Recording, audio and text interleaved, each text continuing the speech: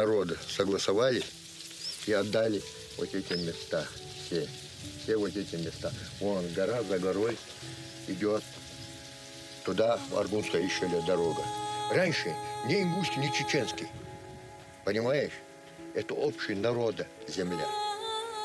Понимаешь? Между нами, чеченцами и ингушами, дороги не было. А фактически жили там ингуши. В кладбище войдешь, все ингушские фамилии, которые похоронены. Там вот, которые есть склепы, ингуши много.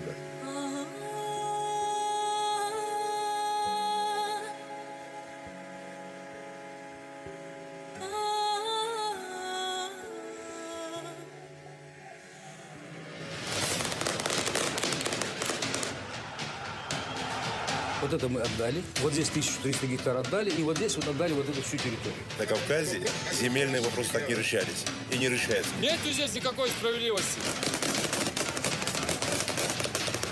100 тысяч людей, собравшихся здесь, считают так.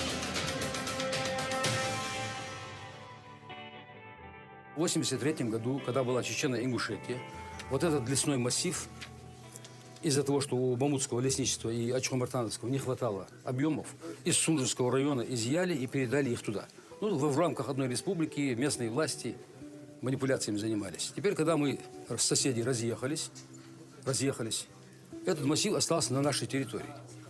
Формально лес Россельхоз не смог развести эту ситуацию. Лес числится за ними, земля числится за нами. Только в России такой ляпс может быть, да? Я председатель комиссии, заместитель председателя этой комиссии, которая составляла весь этот материал.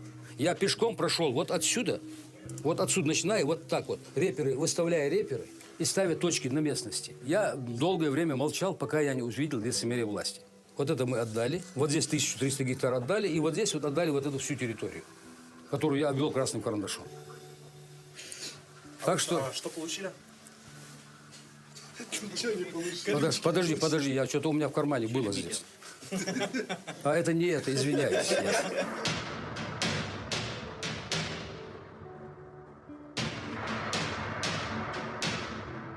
Повестка о земле, которая является исконно столетиями омытая кровью и слезами их предков, людей, которые здесь выступали. Это земля, которая сегодня волей одного человека вдруг оказалась за чертой республики.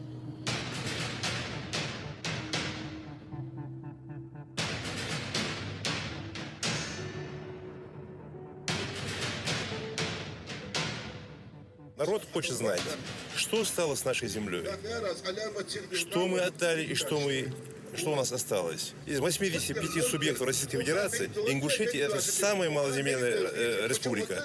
По плотности населения наша республика 1,5 раза превышает Чеченскую республику, 1,6 раз выше плотность населения, чем в Северной Осетии, и с обоих сторон карнают. И вот обкарнали до такой степени, что сейчас отошло, по данному соглашению, отходит около 6% или 7% территории республики. И когда Евкуров встречался с депутатами, депутаты сказали, что мы не будем голосовать за данное соглашение. Но он упросил их, чтобы они проголосовали за тайное голосование. Хотя это противозаконно, опять же говорят. Требование парламента – это вы у нас украли голоса, верните нам их. Мы не голосовали и не собираемся голосовать за это соглашение, за ратификацию этого соглашения. Если за 10 лет правления Евкурова мы говорим, что мы здесь создали такие условия, вы посмотрите в глаза, взгляните в глаза этого народа, вы увидите гнев, потому что в детский сад, чтобы ребенка устроить, посмотрите, что требуется от нас. Посмотрите, чтобы в школу ребенок пошел, что от нас требуется. Все это накладки, и в комплексе вот привело к тому, что народ вышел, и вот сейчас большая проблема и для них, и для нас. Народ-то надо успокоить. Связи нет, интернета, ничего нет уже, недели нет. Ни у какого оператора? А? Ни у кого оператора. Только беспомощная власть, абсолютно непрофессиональная, некомпетентная и коррумпированная, может угрожать своим гражданам какой-либо расправой за то, что эти люди говорят правду. Пусть приедут в Ингушетию и по всей России покажут то, что здесь творится. Здесь сегодня вышел весь народ. Мы требуем справедливости.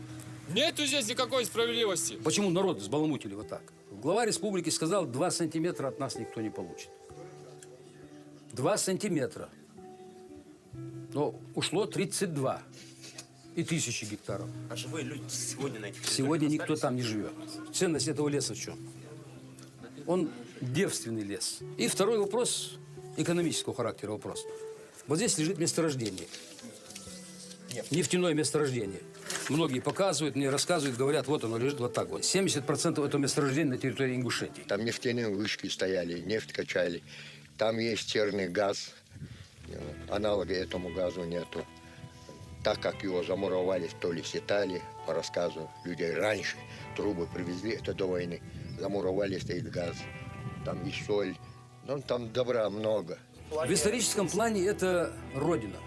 Почему? Расскажите. Родина. Почему у нас там наши лежат деревни?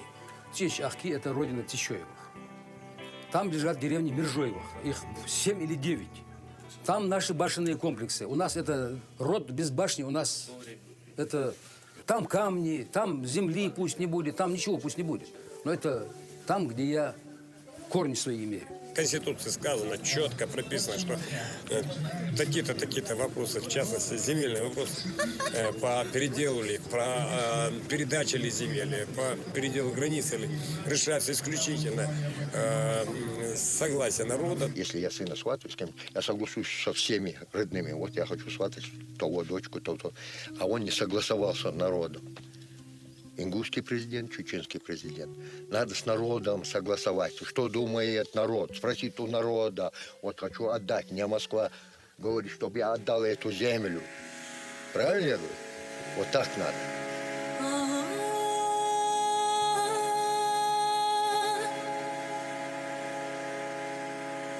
Oh